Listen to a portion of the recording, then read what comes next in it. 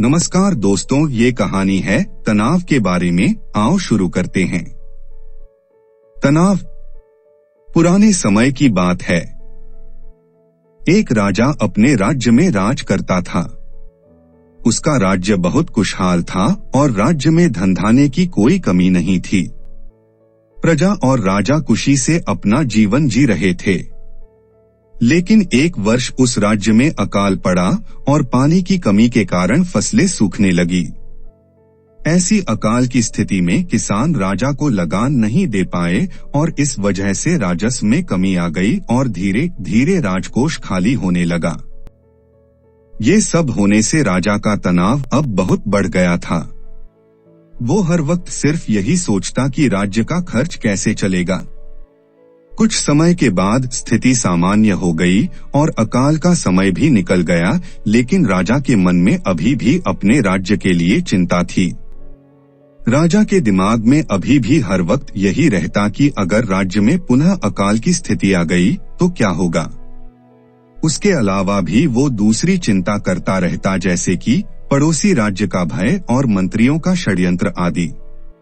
वो इन सब चिंता के कारण रात को अच्छे से सो भी नहीं पाता था और उसकी भूख प्यास भी इस तनाव ने छीन ली थी। वो अपनी इस हालत से परेशान था। राजा जब भी अपने राजमहल के माली को देखता तो आश्चर्य में पड़ जाता, क्योंकि दिन भर मेहनत करने के बाद वह रूखी सूखी रोटी भी मजे से खाता और पेड़ के नीचे आराम से सोता था।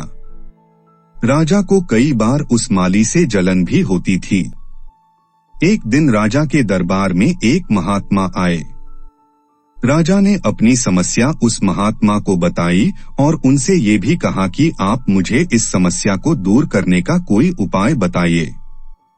महात्मा ने राजा की समस्या को पहले अच्छे से समझ लिया और बाद में राजा से कहा कि तुम्हारी चिंता की जड़ है तुम्हारा राजपाट। तुम अपना राजपाट पुत्र को दे दो और इस समस्या से मुक्त हो जाओ।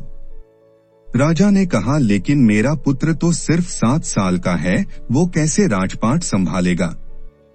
महात्मा ने कहा, तो फिर तुम अपना राजपाट मुझे दे दो और इस चिंता से मुक्त हो जाओ। राजा अपना राजपाट उस महात्मा को देने के लिए तैयार हो गया और उसने अपना राजपाट महात्मा को सौंप दिया।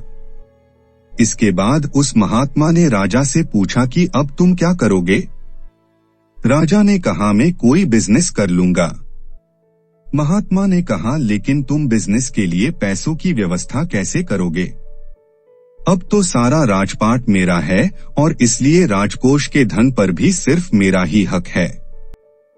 राजा ने कहा, कोई बात नहीं, मैं अब नौकरी कर लूंगा। महात्मा ने कहा, अगर तुम्हें नौकरी ही करनी है तो तुम्हें कहीं और जाने की कोई जरूरत नहीं है। तुम राजमहल में ही रहकर मेरी ओर से ये राजपाट संभाल लो और मैं अपनी कुटिया में ही रहूंगा।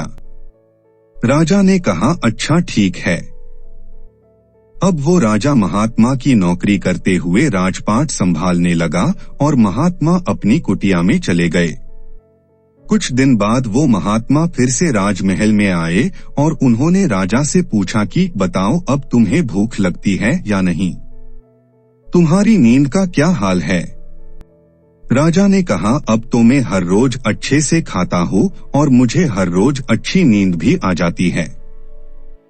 राजा ने महात्मा से पूछा कि मैं पहले भी राजपाट का कार्य करता था और अभी भी मैं वही कार्य करता हूँ, तो फिर ये परिवर्तन कैसे। महात्मा ने मुस्कुराते हुए जवाब दिया कि पहले तुमने अपने कार्य को बोझ बना लिया था और तुम हर वक्त उस बोझ को अपने दिमाग में लेकर तनाव के साथ घूमते थे, लेकिन राजपाट मुझे सौंपने से तुम अपना सारा कार्य अपना कर्तव्य समझकर करते हो और इसलिए ही तुम अब तनाव मुक्त हो गए हो। कहानी का उद्देश्य।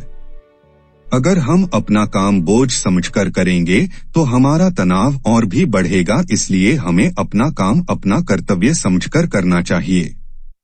यदि आपको कहानी अच्छी लगी तो चैनल को लाइक और सब्सक्राइब करें। धन्यवाद।